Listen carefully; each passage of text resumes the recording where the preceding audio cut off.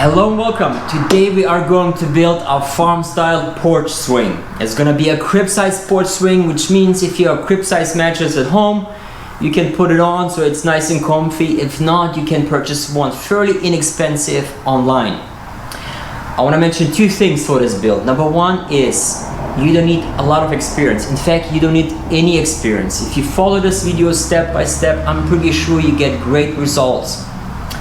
Number two is you don't need a whole lot of tools, right? I don't have any fancy tools. I have just regular tools that most or some people have at home, right? So first of all, you need a saw. I do happen to have a miter saw. If you don't have one, you can either purchase one or you have a friend from work that you can borrow from, then just buy him lunch or anything.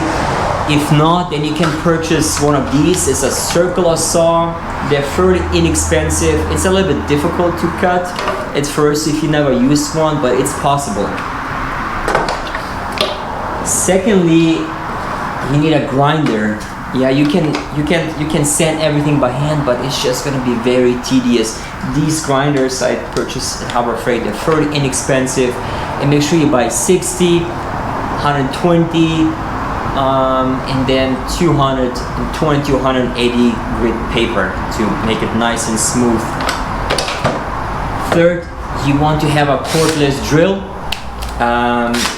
With the drill, we're gonna drill the pockets that we need for the screws and also screw the screws into the wood. And my last purchase is this drill fixture I purchased just recently from Harbor Freight. It was $65. If you don't have one and you have the skills to drill in an angle, that's fine, but I think it's gonna make your life easier and it's gonna be worth it for you. So now we have the tools, we know what we want to build.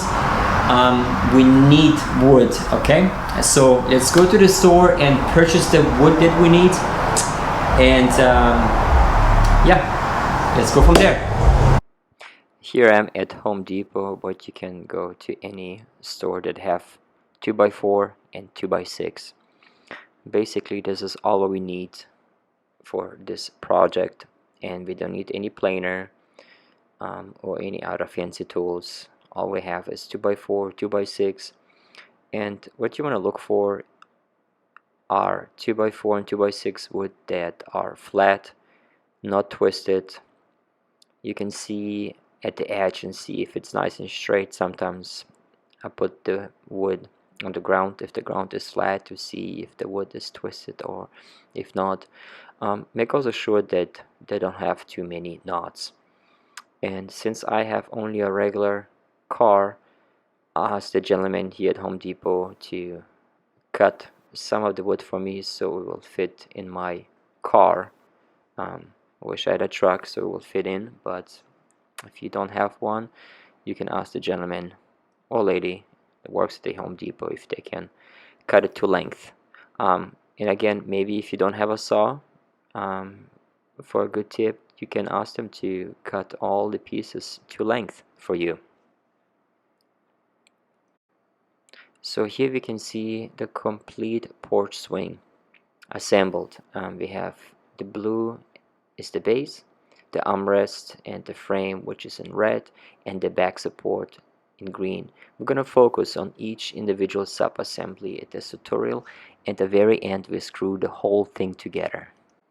Here we can see the base, 2 and 3 are 2x6 and number 4 are 2x4, and we just take the lumber that we just purchased and just cut it to length at first. First, what we're gonna do is cut the lumber to length, and don't forget, measure twice, cut once. And once everything is cut to length, use your drill jig. I'm using mine that I purchased from Home Depot, and it's very easy using this fixture to drill the pockets for the screws. You can also download the plans in the description below. I have those plans listed on Etsy. And now let's grind everything smooth after we drill and make sure the edges are nice and fine. And I'm using here 80 grit, and then I'm using 180 grit to have it smooth and fine, so it feels nice and comfortable on the hand. Now we're gonna screw the wood that we cut and ground according to the plans. I using here just a regular C-clamp to ensure that the wood is flush with each other. It's a step that you don't want to rush. Take your time. You already did the prep work, the important one, and this final step you don't want to rush through. So it looks nice assembled, it looks neat, and so you can take pride on your work and actually enjoy your furniture when you're actually using it. The only skill level that you need at this step is able to read the tape measure and either clamp or hold the wood in place so you can screw the number 10 2.5-inch screws into the frame. You can use wood glue for additional stabilization, but I believe that screws are just going to be adequate for this step. And you're going to see that those steps are going to be repetitive. So again, we just cut it, we sand it, we screw it together, and it's just going to repeat itself with the other step assemblies. And at the end, I'm using 220 grit, so I'll be ready to apply either color or varnish or any other surface finish that I wanted to. Here we are seeing the sub-assembly for the back support.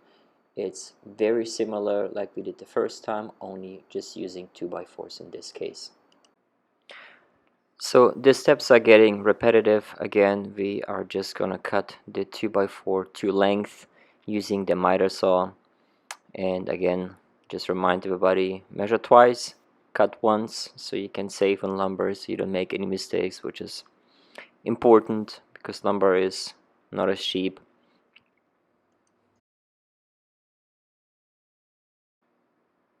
Then I'm using the jig that I purchased from Harbor Freight again.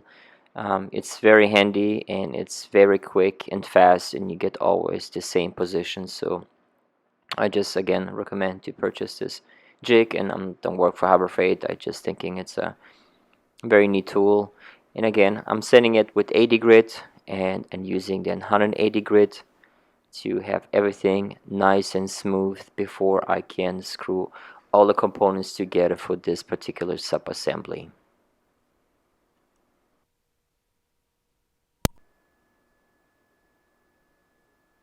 So after the sanding, I'm screwing everything together, and I'm using C-clamps to ensure that everything is nice and flush. Just make sure that you take your time for this step because this is actually what's going to be seen, because you can see it on the back at the porch swing, and you want to make sure that it looks good so you can again mention to take pride on your work.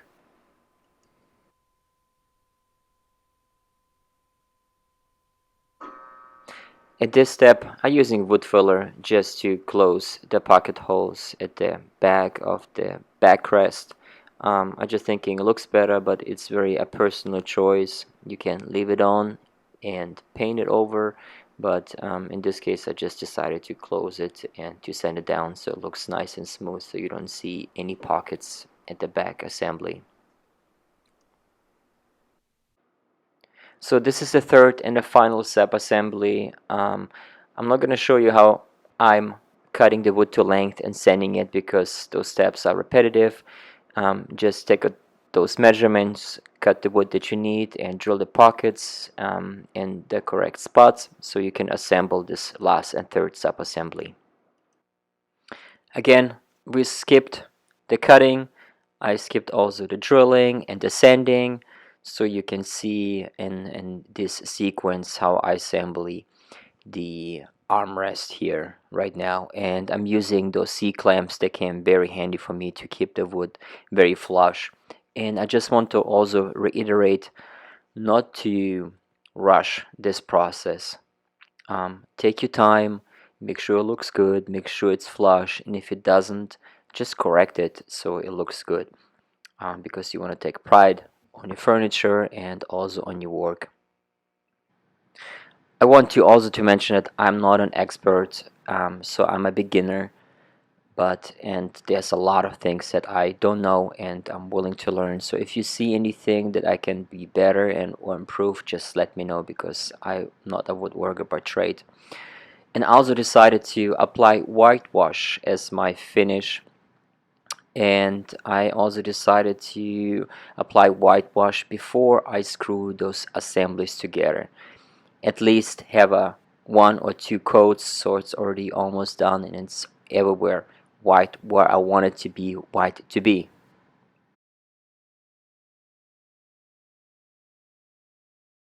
Those two armrests on top where most people gonna rest their arm, I sanded them extra smooth, so I spent quite a bit of time sanding it smooth with 220 because I wanted to have the people have the arm rested and feel how smooth it was. So but it's up to you how smooth you're gonna do it and how much time you're spending on sanding. And you don't see in those video, but there's a lot of time in sanding. I would say the majority of it is sanding it smooth, and I wish I had a better way, but unfortunately I just have to do everything by hand.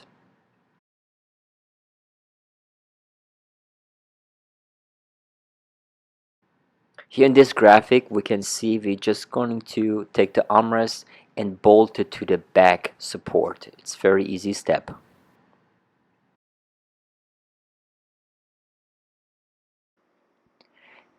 And here, based on the pockets in the wood, you can see where we need to shoot our screws to put the whole assembly together.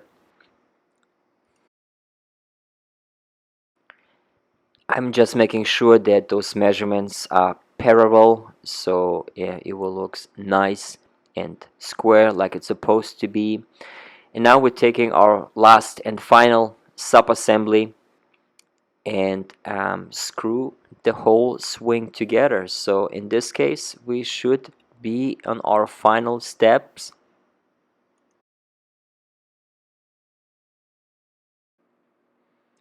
Now here we attaching the base. um, you can choose your own scaling of the screws. I have 5 screws on the long side and 3 on each side. You can shoot always more, it doesn't add too much weight to the whole structure. And yeah, here it is. It's completely assembled, it's solid, it's nice, it's sanded like it's supposed to be, and we are ready to put the color um, at this whole assembly. And you can choose what you like, the color of your house. It really is totally personal preference. So for my personal project here, I decided to go with a whitewash finish. So I purchased some whitewash from a local hardware store nearby. You can get it from Walmart, Lowe's, or Home Depot, or any other hardware store that supplies paint. And I was really happy with the whitewash, how it turned out. So for the final finish, I decided to go with polyurethane. I'm here in Charleston, South Carolina, so it's very humid and very wet, and polyurethane provides good resistancy and good protection for this kind of conditions. I applied 3 coats of polyurethane and I was sanding between coats with 220 grit, and I'm very happy the way it turned out. At this step we are going to install 4 eye bolts. Those are 3/8 by 1.5 inch length.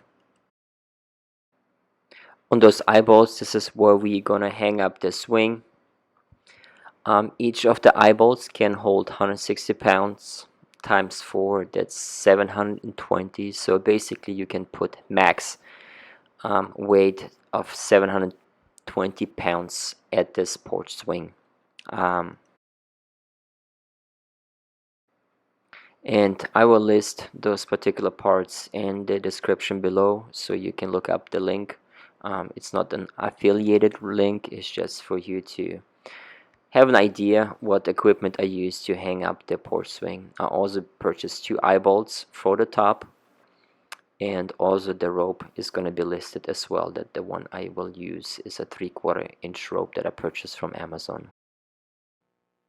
And here it is. All what I needed was a crib size mattress, and I purchased this water resistant cover for this mattress from a website called Cover It All. They can create a cover for any type of fabric that you need, which is weather resistant and pretty sturdy.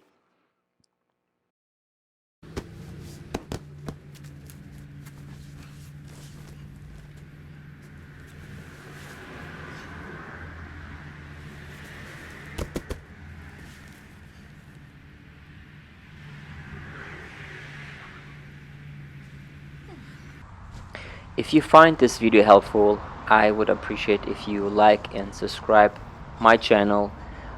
In my next video, I give you a breakdown how much every single component cost me for this swing.